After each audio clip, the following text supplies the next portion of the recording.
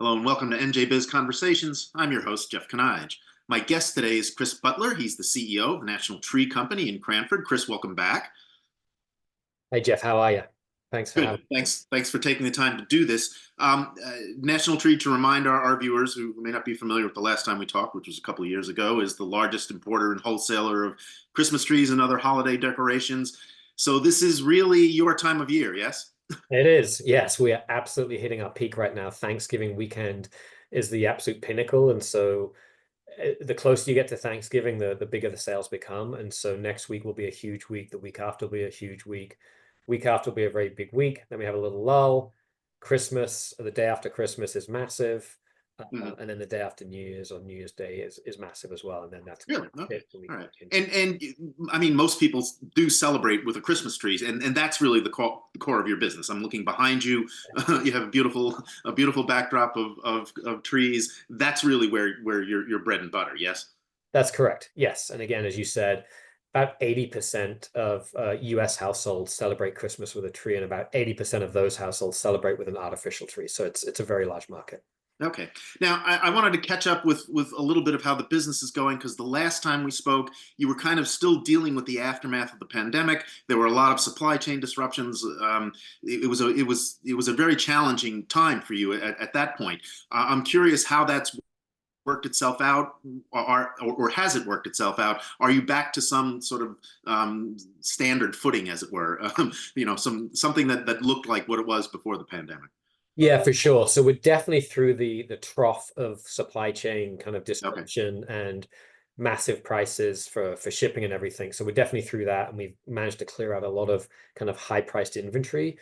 I think the category in general is still in a bit of a lull, Okay. given two things. Number one, COVID brought forward a lot of demand. And so if you were in COVID and you had a lot of money and you'd spend your money on things rather than experiences. So that's definitely softened demand. And the other thing as well, look, we're a discretionary item, and so consumers typically change trees every 5 to 6 years. But if you're paying double for eggs or triple for butter or 10 times for fruit, that's where your money's going to go. And so we know after talking to consumers that, budgetary issues are the number one thing on their mind. And so I would say the category is in a bit of a lull, but definitely we're through the COVID shipping nightmares. Okay. And back then also you were concerned about geopolitical risks, particularly with regard to China. Yeah. And you were sort of rethinking how you were, or at least you were beginning to rethink how you would handle that. Did you make any changes? What did you do to sort of get out of that that sort of trap, as it were? Yeah, so it's a great question. So we've have definitely diversified our supply chain. We're still in China quite heavily. Okay. We're actually accelerating that diversification. The whole thing of diversification is to be in many different places, right? You don't want to be in one country or another. It Right. just doesn't make sense. And so we've diversified, but we're now, what I would say is we're diversifying out of China. And so even though the base of this business, the base of this industry is in southern China, we're working with our factory partners to set up shop in other countries in light of the new administration. Again, we were already on track for that, but we've just accelerated Okay. that given the potential tariffs. Okay. You did mention that folks that you're a discretionary purchase. Folks change their trees every Yeah, 5 or 6 years. I think you said. that's right. Okay. So, given that, what are you looking forward to through this year? Obviously, inflation's come down a bit. There may be still be some uncertainty on the part of consumers' attitudes. Yeah. What are you expecting? How's the holiday season shaping up for you at this point? Yeah, it's tough to tell right now, to be honest with you, Okay. because this year Thanksgiving is a week later.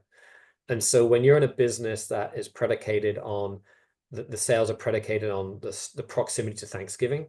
So the Mhm. closer you get to Thanksgiving, the higher the sales.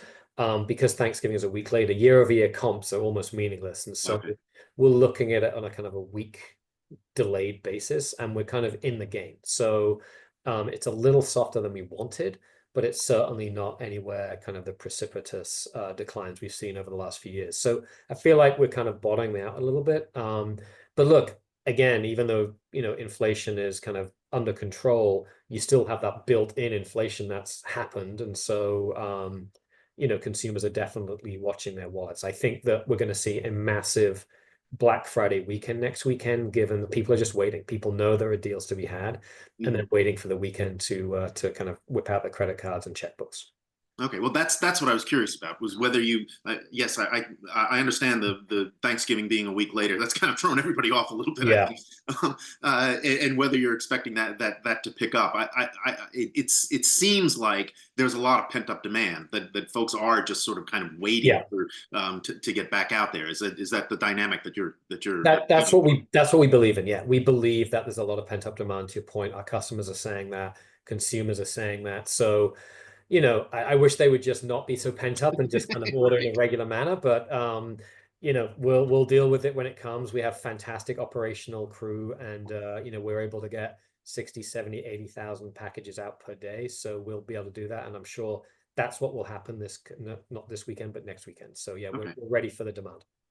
And what kind of let's say are folks as interested in decorating their houses, decorating their properties as they used to be? What happened during? I mean, I remember talking to you during the pandemic, and there was a thought that people were staying home. They wanted to sort of surround themselves with nice things.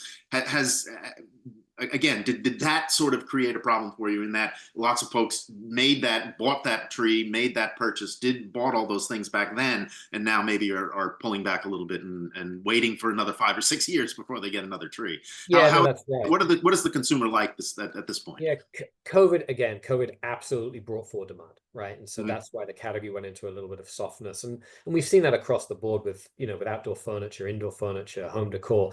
The Okay. entire industry has been soft because of that bring forward of demand. Of course, people aren't moving homes right now, so that's another thing, that when you stay in your home, you're not gonna, when you move home, you might just get a new tree. So we're seeing that as well. But the fact of the matter is, you know, decorating for Christmas and having a tree or a wreath on the front door or a garland or ornaments on your tree or any other kind of decoration is never going to go out of style. Right. It's something that is intrinsic in our culture, and it's something that can bring everybody together. We say, yes, we sell trees and garlands and wreaths, et cetera, but without sounding corny, what we really sell is joy. For six Mhm. weeks of the year, our products are the centerpiece of the family home. And so I don't know anyone who looks at a Christmas tree and doesn't get happy. Right. So people gather around our products, people have fun conversations, obviously present giving, gift giving, lots of different things. And so we truly believe that this is a fantastic category. It's not going to get out of style. And Mhm. so once that kind of COVID bring forward starts to die down in the next year or so, we'll absolutely see the category pick back up again and get into a normalized cycle. Okay. Yeah. I think people do think of the holidays in that way, as a time when they can be happy and want to surround themselves with nice things. Yeah. One of the other things we talked about was the move to away from natural trees to artificial trees. Have you seen that continue? Has it accelerated? It seemed to me back then when we spoke that environmental concerns, global climate change, things like that might have moved people away from going out and chopping down a tree and bringing it into their house and then just tossing it out when they're done. Is that how is that dynamic working for you at this point? Yeah, look, what I would say is we're a fan of all trees. If you want to celebrate with an artificial tree, fantastic. If you want to celebrate with a real tree, that's great as well. I don't see there's competition between us. The consumer will choose kind of which way they want to go depending on Mhm. their lifestyle. Obviously, you have the benefit of an artificial tree. It lasts many years. It's pre-lit. There's no pine needles, but of course, you can't replicate going out and chopping down your own tree with your Right. child, right? So there's many different advantages to both. So we think that percentage will probably grow a little bit more towards, the artificial business, just purely because people are time strapped. And, with the climate change, it's actually hurting some of the growers out there. But we don't wish for that. But, we think that trend will stay pretty stable. Okay. And so, have there been any other changes since over the last couple of years that you've noticed? Is there anything that you would have to do differently now than what you were doing before? Yeah, I think there's been just a shift towards lower cost trees. Okay. And I think that's a couple of things. One is the proliferation of factories in China not having the same demand as they used to have. And so now they're finding other routes to market. So they're just selling these much cheaper trees into the marketplace. And I think as a consumer, when again you're on a budget limit, when you're budget is limited, and you have a choice between you know, an incredible $300 Dunhill from National Tree or a, you know, $100 tree from, you know, Yahitech or something, you're probably going to gravitate towards that if you're budget constrained. Now, of course, most consumers know you're not getting the same quality, and you're probably going to have to replace that tree much more often, or it's just not going to be the same look and feel. But that's the trade-off people are willing to make right now. So, you know, as a company, we're absolutely bringing on new items which are of a much lower cost, a more budget-friendly item. Okay. Okay. And we think that those items are very high quality and great value for money, but definitely we're seeing that change in the marketplace. Okay. All right.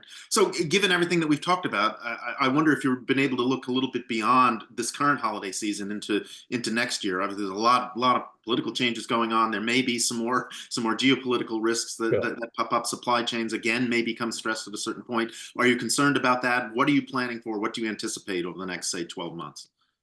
Yeah, look, every day is a concern, right? The world is changing at the fastest rate ever. You know, I often say, like, the world will never change as slow as it is in the future, and it's changing faster than it ever has in the past. So that's just life in business right now. And Hmm. so, you know, I think for us, the key is diversification. It's a key word for us: diversification of our supply chain, Okay. and then diversification of our customer base. So, you know, selling into multiple channels is critical for us in the future as well, because the consumer is going to make their choice, but they want choice. They either want to go into a store and buy your product, or they want to go online, or they want to go onto your own website or onto Amazon or Wayfair. Like, they're going to make those choices, and we need to make sure that we're everywhere. You know, we can't have all of our eggs in one basket, either from a sales perspective or from a supply perspective. And so the more you can responsibly diversify without adding incremental costs to your business, I think the better placed you'll be. You can't predict what's going to happen. You can't predict, you know, what happened in Israel, right? You can't predict what happened in the Ukraine. You can't predict what China might do next year. Like, you can't predict that. You can have a good idea, but at the end of the day, I think it's foolish to act for specific things that might or might not happen. I think you just have to build a responsibly diverse business base that is capable of dealing with most things that come along. Okay, yeah, that makes sense. I mean, anybody who is hoping that there's never going to be uncertainty is going to be sorely disappointed. So, Correct. Yeah, exactly. okay. Like, this seat it's such an interesting place to be, because you deal with so many different things. There's such a variety of things, and that's what keeps you getting out of bed every day. And so All right. again, you know, our job is to make sure that we're putting our company in the healthiest position possible. Okay. And finally, before I let you go, I have to ask: you're in New Jersey. What's it like doing business in New Jersey? You're happy here. A lot of folks, I'm guessing, a lot of my viewers, our viewers, probably don't know that the largest distributor, wholesaler, or importer of Christmas trees is based in Cranford. Yeah. What's it like doing business in New Jersey these days for you? It's great. I mean, we've been in Cranford for, you know, 50 plus years. Mhm. We used to make our trees in Cranford in the warehouse. Obviously, you know, we had to shift our production offshore, but, you know, we have our showroom in Cranford. We have all of our employees are based in Cranford. We have a warehouse just down the street in Cranford. Then we have another warehouse in East Windsor. So, you know, we love New Jersey. We love doing business here. The town of Cranford has always been great to us, and, you know, we have a fantastic relationship with the local community. So, you know, what we're doing now is we're opening up our showroom and selling trees directly to the consumer, whether it be sample trees or other trees. And so that's really helped kind of reignite the relationship with the local community as well. So, and we always, you know, we get requests from hospitals and things like that, Mhm. local hospitals, local kids shelters, homeless shelters, things. And so we always kind of try and do our best to donate where we can to kind of help the local community. Okay, very good. We will leave it there. Chris Butler, CEO of National Tree Company in Cranford. Thank you very much for joining me, and I hope that you have a good holiday season. Thank you so much, Jeff. I really appreciate it. Thanks again, and thank you for watching. Until next time, stay safe, everyone.